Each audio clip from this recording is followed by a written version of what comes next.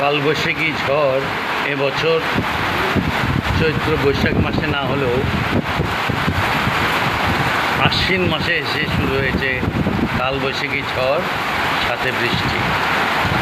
এই প্রথম আমরা এবছর ঝড় বৃষ্টি দেখছি। প্রচণ্ড বৃষ্টি হচ্ছে বগুড়ায়, সাথে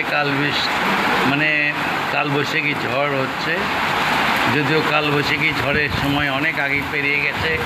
সাধারণত কালবৈশাখী ঝড় হয়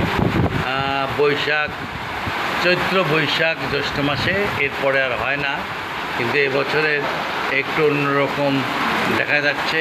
ঝড়ে তাণ্ডবও আছে, প্লাস এর সাথে বৃষ্টির তাণ্ডব কিন্তু কম না। বৃষ্টি খুব ভালো বৃষ্টি হচ্ছে। বৃষ্টির কারণে সামনে এগিয়ে যেতে পারছি না। এখান থেকে যতটুকু পারা যায় ততটুকু দেখানোর চেষ্টা করছি। বুঝতেই পারছেন যে কী